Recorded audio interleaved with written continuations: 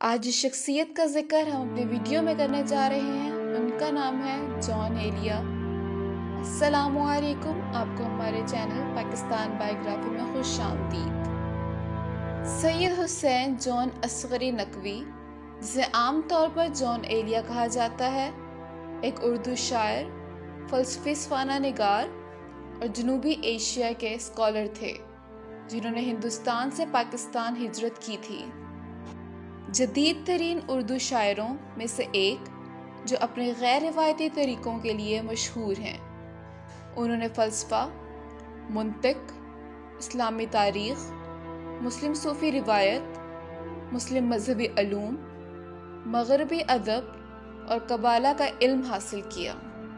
John Elia 14 दिसंबर 1931 को अमरूहा, बरतानवी हिंदुस्तान में सैयद सबद असगर नकवी के तौर पर पैदा हुए। उनके वालिद शफीक एलिया अदब और फ़ल्कियात के माहिर थे जो अरबी, अंग्रेज़ी, फ़ारसी, इब्रानी और संस्कृत ज़ुबानों पर अबूर रखते थे और बर्ट्रैंड रसेल जैसे मारूफ दानिश्वरों से मेल जोल रखते थे। वो अपने बहन भाइयों में सबसे छोटे थे। रईस अमरूही उनके बड़े भाई थे। हिंदुस्तानी फिल्म डायरेक्टर कमाल अमरूही उनके फर्स्ट कज़न थे। एक बच्चे के तौर पर बयान किया गया, इसकी इब्तदाई तालीम अमरूहा के सैयदुल मदारिस में हुई।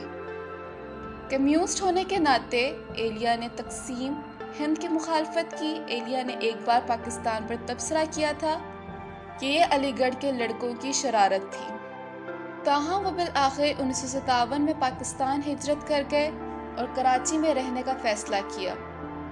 शायर पीरज़ादा कासिम ने कहा, जॉन ज़ुबान के बारे में बहुत ख़ास था। अगरचे इसकी लुग़त क्लासिकी रिवायत से जुड़ी हुई है, वो नए मौज़ूआत को छूता है। वो सारी ज़िंदगी एक आइडिया की तलाश में रहे, आखिरकार मिसाली तलाश ना कर सके। वो नाराज़ और मायूस हो गया। उसने महसूस किया शायद वजह के साथ इसने अपनी सलाहियतों को ज़ाया कर दिया। उन्होंने 8 साल की उम्र में शायरी शुरू की, लेकिन 60 साल की उम्र में अपना पहला मजमूआ शायद शाया किया। उन्होंने लिखा, अपने सब यार काम कर रहे हैं और हम हैं के नाम कर रहे हैं। उन्होंने 1970 में सिनफा जाहिदा हिना से शादी की और 1952 में उनकी अहलिया हो गई। उनके कुछ कुतुब काम करता रहा है, शायरी मजमूए सुखन मेरी उदासी है, ज़िखाम उम्मीद, ज़ख्मी उम्मीद, मुबादा, तुम्हारे और मेरे दार मियाँ, दरीचा हाय ख्याल। उनके कुछ कतात जॉन एलिया की तमाम गज़लें, हिस्सा अव्वल, सोम, इंशाए और मज़ामीन। फरनूत, क्या रंग के तूफ़ान इस रंग के तूफ़ान, शयात, नसर का काम बुनियादी तौर पर तर्जमा। जॉन एलिया सिर्फ शायर ही नहीं थे बल्कि एक मुदीर और मुतरज्जम भी थे, ख़ास तौर पर पुराने सूफ़ी, मुतज़ल्ली और इस्माइली मकालात के।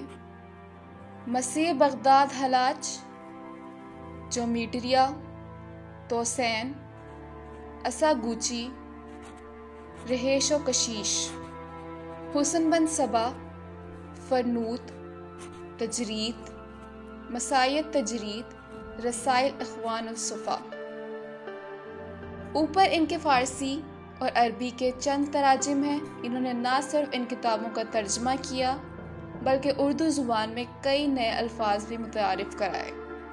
जॉन एलिया एक कम्युनिस्ट थे जिन्होंने अपनी नज़मों में पाकिस्तान में कम्युनिज़म की हिमायत की। तबक़ाती शऊर के हवाले भी इनके नज़मों में नज़र आते हैं। 2020 में पंजाबी रैपर के कप के album roof rhymes front timers में बिलावा के उन्वान से एक गाना पेश किया जिसमें जॉन एलिया की लिखी और सुनाई गई नज़म पहनाए का मका के दोहे थे। जॉन एलिया का शुमार पाकिस्तान और पूरी दुनिया में उर्दू के मशहूर शायरों में होता है। जॉन एलिया की शायरी आम आदमी के एहसास का इजहार करती है। उनकी शायरी को समझने में बहुत आसान है क्योंकि उन्होंने गज़ल और नज़र पर मबनी कई किताबें लिखी। آج کل جان ایلیا اداس شاعری کی حیثیت پر سوشل میڈیا میں بہت مشہور ہیں۔ جان ایلیا کی شاعری اردو 2 لائنوں، ہندی اور انگریزی میں واٹس ایپ اسٹیٹس، فیس بک اور انسٹاگرام پر اپنے پیاروں کے ساتھ ڈاؤن لوڈ اور آسانی سے شیئر کر سکتے ہیں۔ جان ایلیا غزل اپنے الفاظ اور جذبات کے اظہار کا بہترین ذریعہ ہے۔ اپنے جذبات کو الفاظ میں بیان کرنے کا حیرت انگیز مجموعہ دیکھیں۔ یہ سیکشن تمام تازہ ترین جان ایلیا غزل کے بہت بڑے ڈیٹا پر مبنی ہے، جو آپ کے خاندان، دوستوں اور پیاروں کے لیے وقف کیا جا سکتا ہے۔ دل کے اندرونی احساسات کو دنیا کی سب سے بڑی جان ایلیا غزل کی تالیف سے بیان کریں، جو ایک فرد کو الفاظ کے ذریعے جذبات کو ظاہر کرنے کی پیشکش کرتی ہے۔ مرحوم جان ایلیا کو جس طرح کا مشہور درجہ دیا گیا ہے، اس سے بہت کم شاعروں کو نوازا گیا ہے۔ کھوئے ہوئے پیار اور مصائب کے موضوعات کو اپنے پورے کام میں اتنی گہرائی سے باندھا ہوا ہے۔ جان کی شاعری نے بہت سے ٹوٹے ہوئے دلوں کے زخموں پر ایک بام کا کام کیا ہے۔ ان کے سادہ لیکن دلکش الفاظ نے ان کے لیے شدید سرشار پیروکار کی ایک فوج تیار کی ہے۔ نہ صرف ان کی شاعری بلکہ خود شاعر، جو اکثر شہید کے درجے پر فائز ہوتے ہیں۔ اپنی زندگی کے دوران جان کے ہنگامہ خیز ذاتی معاملات کو اکثر ایک کھلا راز سمجھا جاتا ہے۔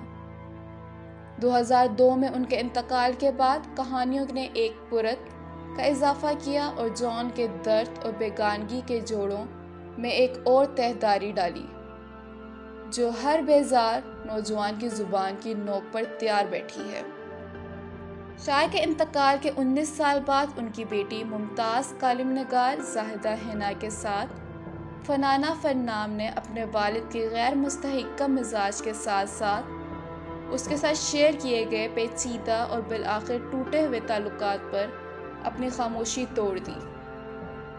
فنا نے اپنے والد کی برسی 10 نومبر کے موقع پر سوشل میڈیا پر ایک تفصیلی نوٹس شیئر کیا، جس میں ابتدائی طور پر اس بات کی نشاندہی کی گئی کہ شاعر کی زندگی سے متعلق قیاس آرائیوں کے ساتھ ساتھ اس کے ہنگامہ خیز خاندانی معاملات کی وجوہات نے خود پر اور اس کی بہن بھائیوں پر منفی اثرات مرتب کیے ہیں۔ ایکسپریس ریویو نے اس معاملے کو قریب سے سمجھنے کے لیے ان سے رابطہ کرنے کی کوشش کی، لیکن انہوں نے کوئی جواب نہیں دیا۔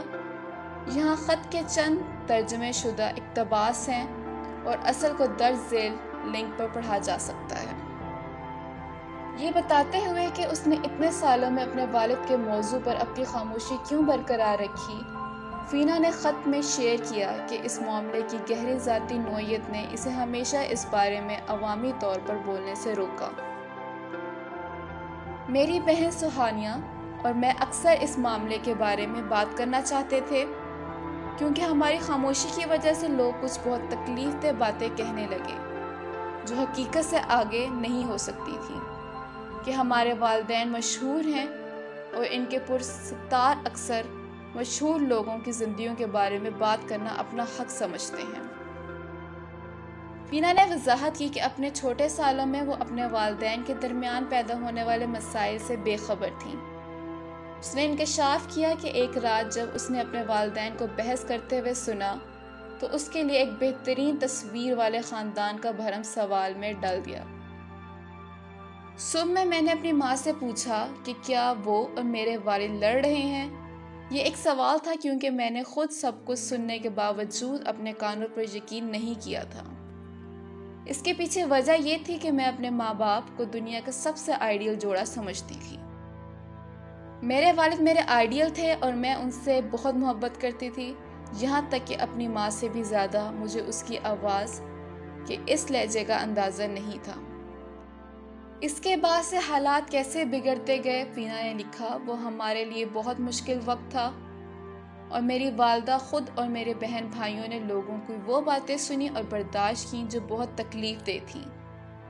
اس کی وجہ یہ تھی کہ میرے والد ہر جگہ بیٹھ کر ہمارے بارے میں جو چاہے کہتے اور لوگ ان پر یقین کرتے۔ مجھے سمجھ نہیں آتی کہ لوگ یہ کیسے سمجھیں کہ جان ایلیا ان کے پسندیدہ شاعر ہیں۔ وہ میرے والد ہیں میں ان کے اشعار میں زندگی نہیں ڈھونڈ سکتا، وہ میری زندگی تھے۔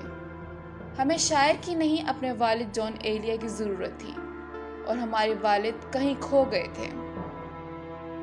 اس کے بارے میں بات کرتے ہوئے کہ جان کے ساتھ ان کا رشتہ وقت کے ساتھ ساتھ کس طرح ٹوٹ گیا، شاعر کی بیٹی نے لکھا، وہ بھول جائے گا کہ ہماری عمر کتنی تھی، یہ ہم کس جماعت میں پڑھتے ہیں۔ وہ ہماری سالگرہ یاد نہیں رکھتے تھے اور ہمارے ناموں کو ملا دیا کرتے تھے، کبھی کبھی بھانجیوں کے ساتھ بھی الجھا دیتے تھے۔ اس کے بارے میں کہ کس طرح اس کے والدین کے مختلف مذہبی پس منظر اور دیگر وجوہات نے مزید مسائل کو جنم دیا۔ اس نے مزید کہا، میرے والد میری ماں کو کبھی قبول نہیں کر سکتے تھے۔ اس کے گھر والوں نے اسے کبھی قبول نہیں کیا کیونکہ وہ امروہہ سے تعلق نہیں رکھتی تھی۔ ان وجوہات کی وجہ سے میرے والدین کے درمیان جھگڑا ہوتا تھا۔ میرے والد بھی اس حقیقت کو قبول نہیں کر سکتے تھے کہ وقت کے ساتھ ساتھ میری والدہ کی شہرت میں اضافہ ہوتا جا رہا تھا۔ انہوں نے اپنے ایک شعر میں کہا، ہم کو یاروں نے یاد بھی نہ رکھا، جان یاروں کے یاد تھے ہم تو۔ وہ کہتے ہیں، مستقل بولتا ہی رہتا ہوں، کتنا خاموش ہوں میں اندر سے۔ فینا نے لکھا، جب مجھے 9ویں جماعت کے امتحانی فارم موصول ہوئے، میں نے فیصلہ کیا کہ میں اپنا نام تبدیل کرنا چاہتی ہوں۔ میرا نام فینا جان تھا۔ اس نے آ کے کہا، میں اس وقت 16 سال کی تھی اور میرے لیے یہ فیصلہ کرنا ایک تکلیف دہ فیصلہ تھا، لیکن میں جانتی تھی کہ جس رشتے کو میں دنیا میں سب سے زیادہ پسند کرتی ہوں وہ اس وقت ختم ہو گیا ہے، جب میں اور میرے والد دونوں زندہ تھے۔ اس دن میرے والد میرے لیے مر گئے اور زندگی کے معنی بدل گئے۔ نقوش نے شاعر کی پریشانیوں کے لیے بوتل کو ذمہ دار ٹھہراتے ہوئے اس نے وضاحت کی کہ کس طرح جان کے رویے کی وجہ سے وہ خاندان میں کسی حد تک بے دخل ہو گئے۔ یہ سچ ہے کہ جان کے شراب کی لت نے اسے تباہ کر دیا تھا۔ اگر ہمارے خاندان میں کسی نے اس طرح کی پریشان کن رویے کا مظاہرہ کیا تو اس شخص کو گھر والوں کی طرف سے مکمل طور پر نظر انداز کر دیا گیا۔ بالکل اسی طرح جان ایلیا کو بھی اس کے گھر والوں نے نظر انداز کر دیا۔ ایک اور رشتہ دار حیدر نقوی نے تقسیم اور ہجرت کے صدمے کے بعد امروہہ چھوڑنے پر شاعر کی بے چین اور لاپرواہی کی فطرت کو ابالا۔ اپنی زمین سے محبت اس سے مختلف ہوتی ہے، لیکن جان کی امروہہ سے محبت انتہائی تھی۔ جان ایلیا کہتے ہیں، خوب ہے شوق کا یہ پہلو بھی، میں بھی برباد ہو گیا، تو بھی۔ سلیم نے شاعر کی اپنی سرزمین سے محبت کے بارے میں کہا، 1988 میں جان ایلیا جب امروہہ پہنچے تو ٹرین سے اتر کر فرش پر لیٹ گئے اور زمین سے مٹی اپنے سر پر پھینک کر وہ بے تحاشا روتے رہے۔ امروہہ کی یاد میں روتا تھا لیکن لوٹنا بھی نہیں چاہتا تھا۔ عجب ایک طور ہے جو ہم ستم ایجاد رکھیں کہ نہ اس شخص کو بھولیں نہ اسے یاد رکھیں۔ تو یہ تھی جان ایلیا کی سوانح حیات۔ مجھے امید ہے ہماری باقی ویڈیوز کی طرح آپ کو یہ ویڈیو بھی بہت پسند آئی ہوگی۔ اپنا فیڈ بیک ہمیں کمنٹس کے ذریعے دینا مت بھولیں اور ہماری اس ویڈیو کو لائک اور شیئر ضرور کر دیں اور ہمارے چینل کو سبسکرائب کر دیں۔ شکریہ۔